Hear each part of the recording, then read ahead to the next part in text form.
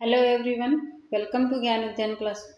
So friends, आज के इस वीडियो में हम बात करेंगे यूपी टेट के जो टॉप 30 क्वेश्चन एग्जाम्स में पूछे गए थे 2 जुलाई के सेकंड शिफ्ट में, या कह सकते हैं जूनियर के शिफ्ट में, मैथ्स के 30 क्वेश्चन। उसके आज ये सेकंड क्लास है। 10 क्वेश्चन हम ऑलरेडी कर चुके हैं जो कि वीडियो चैनल पर अपलोड है, और ये सेकंड क्लास है। 10 क्वेश्चन इसमें भी हैं और फिर थर्ड क्लास आएगी जिसमें 10 क्वेश्चन है। ऐसे करके हम 30 क्वेश्चन पूरे कवर करने वाले हैं विद सॉल्यूशन और विद ट्रिक। ठीक है, तो चलिए चैनल को जल्दी जल्दी से सब्सक्राइब कर लीजिए अगर चैनल पर पहली बार आए हैं तो। हम वीडियो को स्टार्ट करते हैं। क्वेश्चन आपकी स्क्रीन पर है। 101 नंबर का, 3 निष्पक्ष सिक्के एक साथ उछाले जाते हैं, कम से कम एक हेड आने की प्रायिकता क्या होगी। ये प्रोबेबिलिटी का क्वेश्चन था। इस प्रोबेबिलिटी का सिर्फ एक ही क्वेश्चन आया था एग्जाम में। तो कह रहा है 3 निष्पक्ष सिक्के हैं, तो 3 सिक्कों की जब भी बात करेगा तो एक सिक्के में कितने पहलू होते हैं? 2 होते हैं, 2 पक्ष होते हैं, एक हेड होता है और एक टेल होता है। ठीक है, 2 होते हैं। तो अगर 3 सिक्के उछाले जा रहे हैं तो इसका मतलब ये है कि इसको हम क्यूब करना पड़ेगा। ठीक है, क्यूब करेंगे हम, तो 2 का क्यूब करेंगे तो कितना आएगा हमारा? 8 आएगा। ठीक है, 8 आएगा। जब भी आपके जितने सिक्के की बात करेगा तो उसकी जो टोटल प्रोबेबिलिटी बनती है वो कितनी बनती है हमारा? उसका क्यूब। अगर एक सिक्का एक ही बार उछाला जा रहा है या 2 सिक्के 2 बार उछाले जा रहे हैं ऐसे, तो जितनी बार उछाले जाएंगे उसका हम क्यूब करते हैं, और उसका जो होता है, जो हमारी वैल्यू आती है वो होती है हमारी टोटल प्रोबेबिलिटी। ठीक है, उसके बाद कह रहा है हेड आने की प्रायिकता कितनी होगी। अब आप अगर नहीं जानते हैं तो आप ऐसे भी लिख सकते हैं। देखिए, 3 सिक्के अलग अलग उछाले जा रहे हैं तो पहली प्रोबेबिलिटी क्या बनेगी? या तो तीनों में टेल टेल आएगा, ठीक है, या तो पहले में टेल आएगा, दूसरे में हेड आएगा और तीसरे में टेल आएगा, या फिर टेल हेड हेड आएगा। ठीक है, या फिर हेड यहाँ पे आएगा, टेल यहाँ पे आएगा और टेल यहाँ पे आएगा, या फिर हेड हेड यहाँ पे आएगा और टेल यहाँ पे आएगा। ठीक है, क्योंकि कह रहा है कम से कम एक, मतलब एक हेड होना चाहिए और ज़्यादा कितने भी हो सकते हैं, कम से कम एक होने चाहिए। तो हमने ये बना लिया। फिर देखो, तीनों टेल वाला नहीं आएगा, क्योंकि तीनों टेल वाला नहीं आएगा क्योंकि इसमें क्या है, एक भी हेड नहीं है, तो ये हम ऑलरेडी काट देंगे। कम से कम एक हेड होना चाहिए उसमें। तो इसमें 2 टेल 1 हेड है, 1 टेल 2 हेड है, फिर हेड टेल टेल, फिर हेड हेड टेल, फिर तीनों हेड वाला भी आ जाएगा, तीनों हेड वाला हो गया। ठीक है, फिर नेक्स्ट हम लिख सकते हैं, इसमें हेड आएगा और इसमें टेल आएगा, इसमें हेड आ जाएगा। फिर यहाँ पे देखिए 1 2 3 4 5 6, देखिए tail head tail, tail head head, head tail tail, फिर हेड हेड टेल, फिर हाँ, इसको हम यहाँ से ये एक और बन सकता है, यहाँ से टेल हेड टेल ये भी बन सकता है। तो टोटल कितनी हो गई? देखिए 1 2 3 4 5 6 और 7, मतलब ये है कि टोटल कम से कम एक हेड आने की प्रायिकता कितनी होगी? 7 होगी। तो जो संभावित प्रायिकता होती है उसको हम ऊपर रखते हैं, और जो टोटल प्रोबेबिलिटी होती है उसको नीचे रखते हैं। तो नीचे क्या हो जाएगा? टोटल हो जाएगा। तो 7/8 क्या हो जाएगा हमारा? राइट आंसर हो जाएगा। तो सी क्या हो जाएगा? करेक्ट हो जाएगा। ठीक है, नेक्स्ट है 102 नंबर क्वेश्चन है। वह न्यूनतम संख्या ज्ञात कीजिए जो 16, 18 और 32 से विभाज्य हो। ठीक है, न्यूनतम कह रहा है, इसका मतलब ये है कि आपको एलसीएम निकालना है। हाईएस्ट कॉमन फैक्टर जो होता है वो क्या होता है हमारा? एचसीएफ होता है जब अधिकतम की बात करता है। जब न्यूनतम की बात करता है तो वहाँ पे एलसीएम निकालते हैं। तो इनका हम एलसीएम निकाल लेंगे डायरेक्ट। एलसीएम आप अपने तरीके से जैसे भी आपको आता हो वैसे निकाल सकते हैं। ठीक, क्योंकि यहाँ पे बहुत छोटी संख्या है तो आप कैसे भी निकाल सकते हैं। यहाँ पे जो आएगा आंसर वो आपका आएगा सी। मैं इसको सॉल्व करके नहीं बताऊंगी, बहुत इजी क्वेश्चन है, तो आप लोग इसको खुद ही सॉल्व कर लीजिए। ठीक है, नेक्स्ट है 103 क्वेश्चन।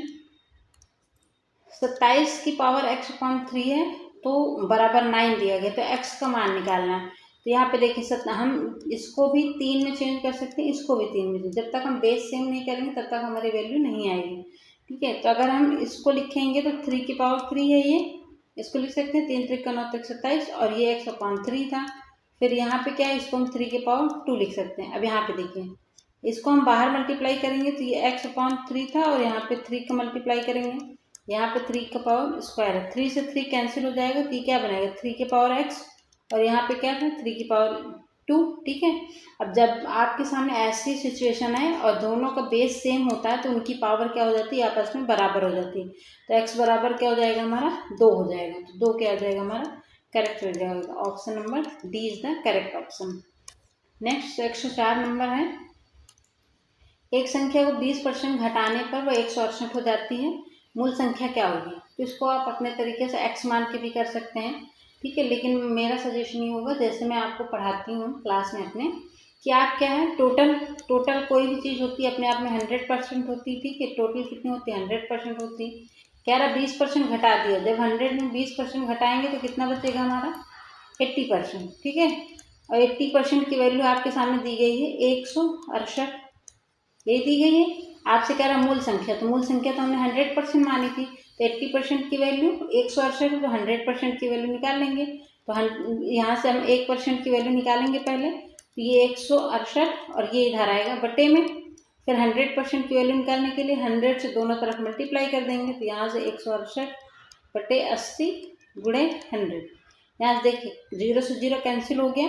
यहाँ से अगर हम काटेंगे तो 8 दूनी 16 और 8 एकम 8, और ये 10 गुणे में था तो 210 क्या हो जाएगा हमारा आंसर आ जाएगा 21 गुणे 10 210। ऑप्शन नंबर सी क्या हो जाएगा हमारा करेक्ट हो जाएगा, ठीक है। आप चाहते हैं तो इसको एक्स से भी मान के कर सकते थे, पर मुझे लगता है वो लॉन्ग प्रोसेस हो जाता है, टाइम टेकिंग रहता है।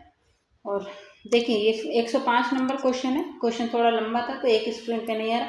पहले हम क्वेश्चन पढ़ लेते हैं, फिर मैं आपको ऑप्शन दिखा दूंगी।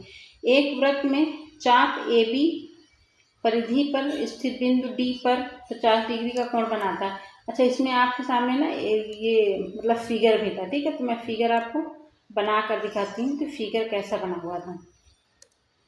कह रहा है एक वृत्त था, ठीक है, यहाँ पे कोई वृत्त था ऐसा। फिर कह रहा था कि चाप परिधि ए बी चाप परिधि पर बिंदु डी पर 50 डिग्री का कोण बनाता है। तो यहाँ पे कोई परिधि है, यहाँ पे मान लिया हमने, यहाँ पे ये ए बिंदु है, ये ए है, और ये क्या है बी है, और यहाँ से कोई ऐसे करके ये बना, ठीक है। सॉरी ऐसे नहीं था, एक सेकेंड। यहाँ पे कोई ये ए और बी है, यहाँ से ऐसे बना था, हाँ ठीक है, ऐसे बना था, और यहाँ से फिर ये ऐसे बना था, और ए के केंद्र पर भी बना था कोण ऐसे, हाँ ठीक है, अब सही बन पाया है, ठीक है। ऐसे बना था फिगर, और कह रहा है कि ए बी चाप है, ये ए है और ये बी बिंदु है, ठीक है, ये बी है, ये बी है, ए बी कोई चाप बिंदु है। फिर उसके बाद कह रहा है 50 डिग्री का कोण बना रहा है, परिधि पर स्थित है। तो यहाँ पर वो 50 डिग्री का कोण बना रहा है, और कह रहा है कि आपको क्या निकालना है, ये कोई बिंदु P है, ठीक है, यहाँ पे कोई P माना, तो कह रहा है इसका मान निकालना, आपको P का मान निकालना है, APB का मान निकालना, मतलब P का मान निकालना, ठीक है। तो इसको आपको कैसे करना है, अगर आपने थोड़ी बहुत थ्योरम पढ़ी होगी तो आपको पता होगा कि थ्योरम होती है कि एक ही चाप पर जब बात की जाए तो वृत्त की परिधि पर बने कोण का 2 गुना होता है वृत्त के केंद्र पर बना कोण, ठीक है। तो वृत्त के केंद्र पर कितना बनेगा, अगर ये 50 है तो इसका ये 2 गुना होगा, तो ये हो जाएगा हमारा 100, ठीक है, ये 100 हो गया। अब आप देख सकते हैं कि ये क्या है हमारा, ये दूसरा कलर ले लेती हूँ समझाने के लिए। ये जो ये वाला बन रहा है आपके सामने, देखिए ये क्या बन रहा है हमारा चतुर्भुज बन रहा है, ठीक है, ये हमारा चतुर्भुज बन रहा है। अब आपको पता होना चाहिए कि जो ये यहाँ पे बनता है, ठीक है, ये स्पर्श रेखा है, ये भी स्पर्श रेखा है, तो ये भी थ्योरम पता होगी कि स्पर्श रेखा जो टेंजेंट लाइन होती है वृत्त की वो 90 डिग्री की होती है। तो ये 90 हो गया, ये भी 90 हो गया, तो ये दोनों तो 90 हो गए, ये भी 90 हो गया और ये भी 90 हो गया, तो 9 9 18 मतलब 180, तो ये कवर हो गया। अब टोटल चतुर्भुज का कितना होता है 360 होता है, तो 360 में से 180 कवर हो गया, तो बचा कितना 180 ही तो बचा। तो 180 का मतलब बचा है, तो मतलब ये और ये दोनों माइनस करेंगे, मतलब मान लीजिए ये O है, तो O और P का मिला के 180 होना चाहिए। तो कोण O प्लस कोण P बराबर 180 आना चाहिए। कोण O का मान आपको 100 निकाला है आपने, तो 100 रख दिया, यहाँ पे कोण P का मान हमें निकालना है 180, ठीक है। यहाँ से कोण P निकालने के लिए 100 को इधर भेजेंगे, तो 180 माइनस 100 हो जाएगा, और जब हम इसको हटा देंगे तो ये हो जाएगा हमारा 80 डिग्री। तो ऑप्शन नंबर बी क्या हो जाएगा हमारा करेक्ट हो जाएगा, ठीक है। 80 डिग्री क्या हो जाएगा कोण P का मान, ठीक है। आई होप आप लोगों को समझ में आया होगा। मैंने बहुत क्लियरली बताया है जैसे कि मैंने सॉल्व किया है, और इस तरह से आप आसानी से कर भी सकते हैं। स्पर्श रेखा और जीवा के बीच का कोण 40 डिग्री है, विपरीत खंड में कोण ज्ञात कीजिए। इसमें भी एक बना हुआ था फिगर, मैं बनाने की कोशिश करती हूँ। ऐसा फिगर था और यहाँ पे जीवा के बीच का कोण 40 डिग्री है। एक सेकेंड, यहाँ पे एक स्पर्श रेखा थी, ठीक है, और यहाँ से एक ये बना था फिगर, एक सेकेंड, ऐसे बना था और ये दिया था आपको 40 डिग्री। तो आपसे पूछ रहा था, क्वेश्चन क्या पूछ रहा है आपसे कि स्पर्श रेखा और जीवा के बीच 40 डिग्री का कोण बना, मतलब ये 40 डिग्री बना हुआ है। फिर कह रहा है विपरीत खंड में कोण कितना होगा, मतलब ये कितना होगा ये। तो आपको पता होगा ये भी एक थ्योरम होती है कि जब ऐसा फिगर होता है तो जब एक ही टेंजेंट लाइन पे है तो विपरीत कोण भी आपस में अगर ये 40 है तो ये भी 40 ही होगा, ठीक है। तो इसमें कुछ सॉल्व करने की जरूरत नहीं थी। ऑप्शन नंबर डी क्या हो जाएगा हमारा, करेक्ट हो जाएगा, ठीक है। नेक्स्ट चलते हैं 107 पे। 107 नंबर क्वेश्चन है आपके सामने। यदि 2x² + ax + 3 - x² - 4x + 1 को सरल करने पर ठीक दो असमान पद बन रहे हों तो a का मान ज्ञात कीजिए। तो पहले आपको क्या करना है, सरल करना मतलब इनका ब्रैकेट हटा दीजिए। 2x² + ax + 3, फिर यहाँ पे इसको माइनस हटाए, ब्रैकेट हटाएंगे तो अंदर के चिन्ह बदल जाएंगे, ये बन जाएगा x² + 4x और माइनस का 1। अब यहाँ पे देखिए x² ये है, या माइनस का है तो घट जाएगा तो x² बचेगा। यहाँ पे ax है, यहाँ पे 4x है, तो x कॉमन लेंगे तो यहाँ बन जाएगा a + 4x, ठीक है। फिर यहाँ पे प्लस का 3 है, यहाँ पे माइनस का 1 है, तो ये हो जाएगा प्लस का 2 इक्वल टू क्या हो जाएगा हमारा, सॉरी ये हमारा क्या हो गया, इक्वल टू कहाँ है, ये हमारा बन गया, ठीक है। हमने इसको सरल कर लिया। अब कह रहा है ठीक दो असमान पद हैं, तो दो असमान पद दिया भी है, दो असमान पद हैं भी, एक ही है एक ही है। तो यहाँ पे a + 4 बराबर क्या हो जाएगा, मतलब सेटिस्फाई कर रहा है, तो a + 4 बराबर हो जाएगा 0। तो अगर हम यहाँ से a की वैल्यू निकालेंगे तो आ जाएगा हमारा -4। ऑप्शन नंबर बी क्या हो जाएगा हमारा, करेक्ट हो जाएगा, ठीक है। नेक्स्ट है हमारा 108 नंबर क्वेश्चन है। वह संख्या ज्ञात कीजिए जिसमें 728 जोड़ने पर प्राप्त संख्या एक पूर्ण घन बन जाए जिसका घनमूल मूल संख्या के घनमूल से 2 अधिक है। तो मान लिया हमने कि x बराबर कोई संख्या है तो वो क्या हो जाएगी हमारी a³ है, ठीक है। तो आप क्वेश्चन को आपको क्या इक्वेशन में बदलना है, जैसे यहाँ पे हम करेंगे x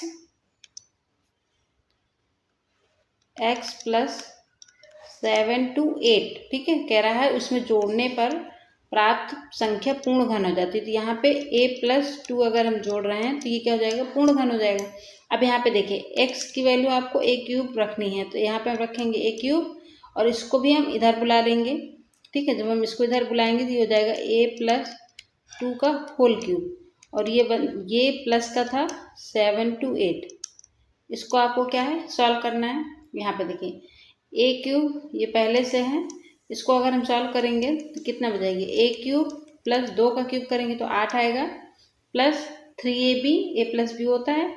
तो यहाँ पे अगर हम करेंगे, यहाँ पे देखिए प्लस का 3 × a × 2 और a + 2, और ये हो जाएगा हमारा 7 to 8 और 0, ठीक है। a + b के होल क्यूब से हमने इसको खोल दिया।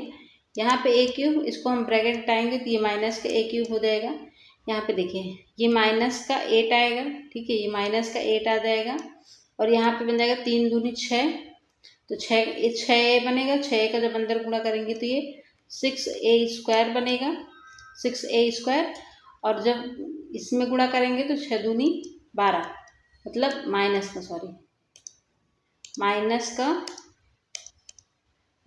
का 12a, ठीक है। और ये हो जाएगा हमारा 7 to 8 = 0। अब यहाँ पे देखिए, यहाँ पे आप इसको सॉल्व करेंगे, a³ से a³ कैंसिल हो जाएगा। यहाँ पे बचा हमारा माइनस का 6a², फिर माइनस का 12a, फिर यहाँ पे देखिए माइनस का 8 है और यहाँ प्लस का 728 है, तो अगर हम घटाएंगे तो कितना जाएगा 720, राइट, और ऑप्शन इक्वल टू कितना हो जाएगा हमारा 0 हो जाएगा, ठीक है। अब यहाँ पे देखिए अगर हम माइनस का मल्टीप्लाई करते हैं तो कितना हो जाएगा 6a² + 12a प्लस 720 और ये माइनस का हो जाएगा, ठीक है, इसका चिन्ह बदल जाएगा क्योंकि माइनस हमने कॉमन लिया है, या माइनस आप मल्टीप्लाई करेंगे, ये 720 इक्वल टू 0।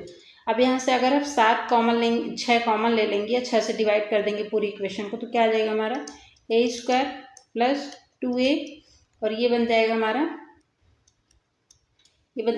120 और इक्वल टू 0।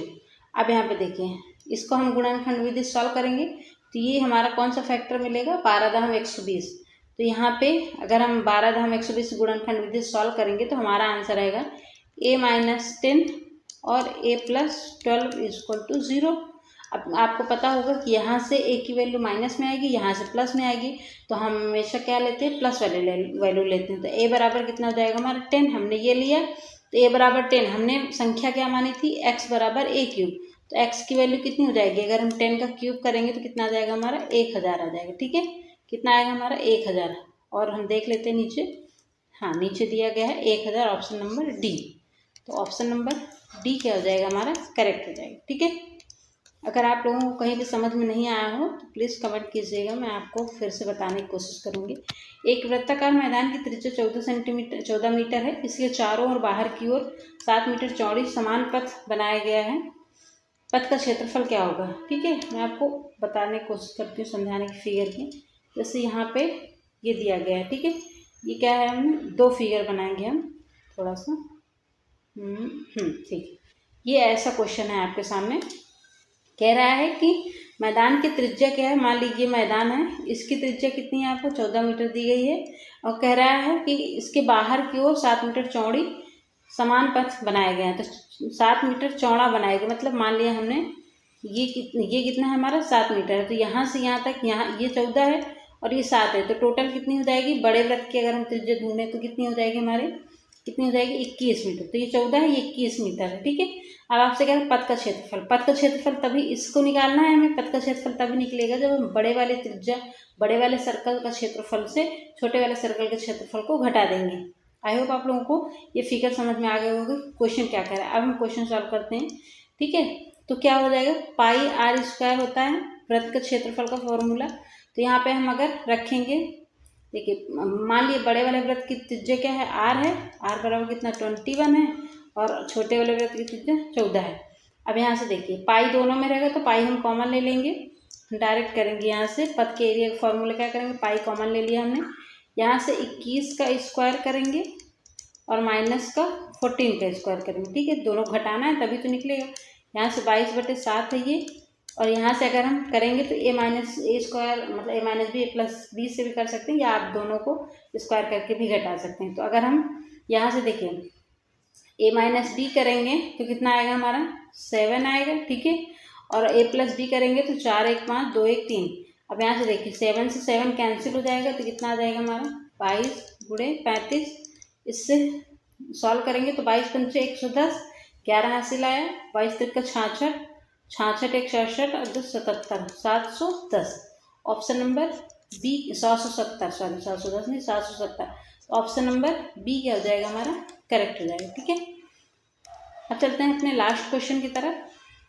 लास्ट क्वेश्चन है आपके सामने, यदि x + y बराबर 7 है, x y बराबर 10 है, तो x² + y² का मान ज्ञात कीजिए। तो इसके लिए आपको क्या करना है, आप चाहें तो इसका दोनों तरफ होल स्क्वायर करके फिर x y की वैल्यू रख के आप इसका निकाल सकते हैं, लेकिन मैं क्या करूँगी, अलजेब्रा के लिए हमेशा आपको वैल्यू पुट वाला मेथड अपनाना है। तो यहाँ पे आप देखिए x + y बराबर दिया गया है आपको 7, तो यहाँ पे आप क्या रख सकते हैं, या तो 4 3 रखेंगे, या 5 2 रखेंगे, या 6 1 रखेंगे, या तो 7 और 0 रखेंगे। अब आप देखिए यहाँ पे तो हम कुछ भी रख सकते हैं, लेकिन ये वाली कंडीशन किसको फॉलो कर रही है, देख लेते हैं। 4 3 रखेंगे तो 4 3 12 हो जाएगा, तो नहीं होगा, ये तो कैंसिल हो गया। फिर 6 1 रखेंगे, 6 कम 6 हो जाएगा, ये भी नहीं होगा। 7 का 0 में गुणा करेंगे तो 0 हो जाएगा, तो ये भी नहीं होगा। 5 को 2 में करेंगे तो 5 दूनी 10 हो जाएगा, और 5 दूनी 7 होता, मतलब 5 और 2 अगर हम रखेंगे x और y की वैल्यू, तो ये दोनों को सेटिस्फाई करेगा, ठीक है। तो यहाँ पे क्या देखिए, यहाँ पे मान लीजिए ये x 5 है और ये 2 है, तो यहाँ पे देखिए 5 का स्क्वायर करेंगे और प्लस 2 का स्क्वायर करेंगे, क्योंकि स्क्वायर का मान निकालना है हमें यहाँ पे। तो 5 × 5 = 25 और 2 दूनी 4, तो 25 में 4 जोड़ेंगे तो कितना आएगा हमारा 29। तो right answer option number B हो जाएगा। ठीक है, ये रहे हमारे 10 क्वेश्चन। मैंने बहुत ही अच्छे से ट्रिकी मेथड जहाँ पे बेसिक मेथड की जरूरत थी उसका यूज किया है और बहुत अच्छे से समझाने की कोशिश की है, अपना 100% दिया है। फिर भी अगर आपको कोई चीज़ नहीं समझ में आई तो आप कमेंट कर सकते हैं। फिर मिलते हैं इसके नेक्स्ट पार्ट में, जिसमें हम लास्ट 10 क्वेश्चन करेंगे और 30 क्वेश्चन कंप्लीट कर देंगे। तो चलिए वीडियो को हम यहीं पे एंड करते हैं। अगर चैनल पर पहली बार आए तो प्लीज़ चैनल को सब्सक्राइब कर लीजिएगा। तब तक के लिए बाय बाय।